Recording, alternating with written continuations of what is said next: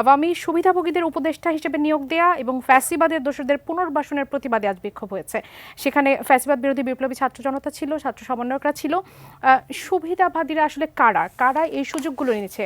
হাসনাত আব্দুল্লাহ বলেছেন যে এই যে যারা হচ্ছে যাদের কোনো অবদানও নেই, ফেসবুকে মাত্র একটা দুটো স্ট্যাটাস দিয়ে তারা হচ্ছে এই এখানে হচ্ছে স্থান পাচ্ছে, সেই বিষয়গুলোকে আসলে আপনি কিভাবে দেখছেন? দেখেন, আমি একটা কথা বলি, এই যে সরকার হাসিনা সরকারের পতন হয়েছে না, এটা কিন্তু কোনো স্বাভাবিক উপায়ে পতন হয়নি, এটা কোনো সাংবিধানিক উপায়ে পতন হয়নি। এটা হলো ছাত্র জনতার যে ক্ষোভ, ছাত্র জনতার যে আকাঙ্ক্ষা, সে আকাঙ্ক্ষার প্রেক্ষিতে ওনাকে দেশ ছেড়ে পালাতে হয়েছে।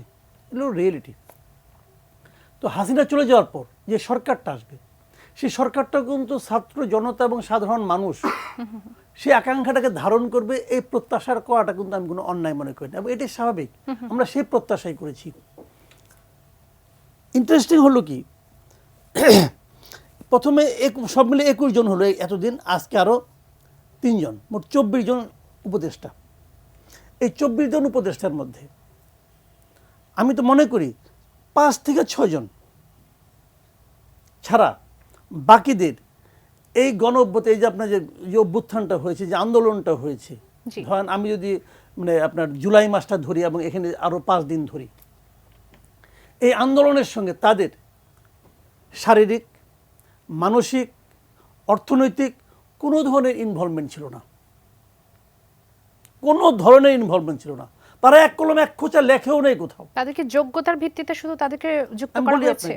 তাদের কোনো ইনভলভমেন্ট ছিল না। তারা এই আন্দোলনটাকে আসলে ওনই করে না, ওন করে না। এমনকি এখানে আমি ডক্টর ইউনূসকেও রাখি, ইনক্লুডিং ডক্টর ইউনূস, উনিও এই আন্দোলনের সঙ্গে মেন্টালি ফিজিক্যালি ইনভলভ ছিলেন না। ওনাকে তারা যে জোর করে নিয়ে আসছে, ওরা দেখছে যে ভাই আমার একজন লোক লাগবে, যে লোকটা নাকি সবার কাছে গ্রহণযোগ্য, এবং যে লোকটা ওই সরকার দ্বারা নির্যাতিত, তারা একটা লোক গ্রহণযোগ্য লোক হিসেবে ডক্টর ইউনূসকে নিয়ে আসছে।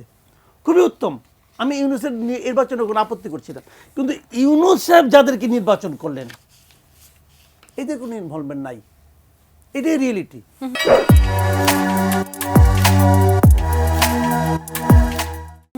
ধরা যাক হাইপোথেটিক্যালি, যদি এই সরকার ব্যর্থ হয়, ধরা যাক এই সরকার পারল না, ব্যর্থ হয়ে গেল, আমি আশা করি না, আমি স্বপ্নে কল্পনাও করি না ব্যর্থ হবে, তবে ধরা যাক হাইপোথেটিক্যালি ধরলাম ব্যর্থ হয়ে গেল, এই যে যাদের কথা বললাম এদের কোনো কিচ্ছু হবে না।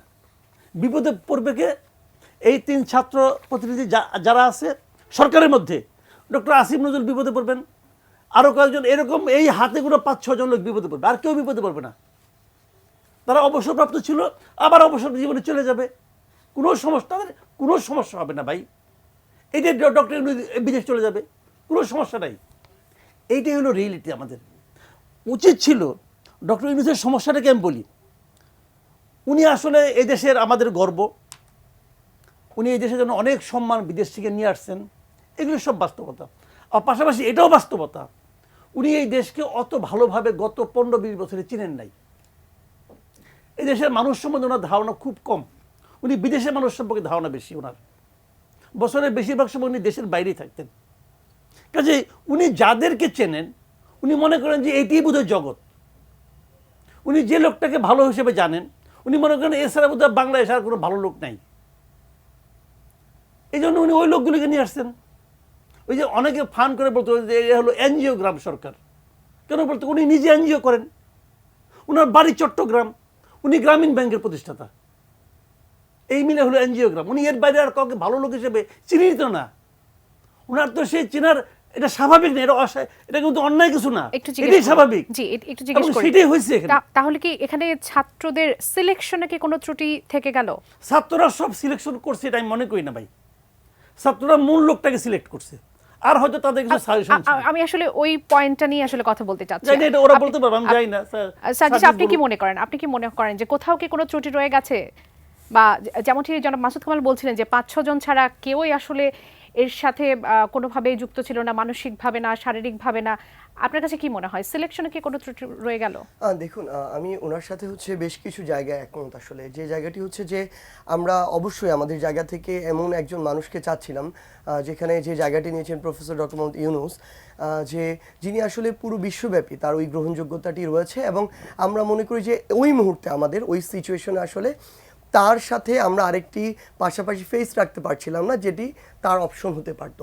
সেই জায়গায় অবশ্যই আমাদের সকলের ওই বিষয়ে অন্তত একমত ছিল যে তিনি আমাদের প্রধান উপদেষ্টার জায়গাটিতে থাকতে পারেন।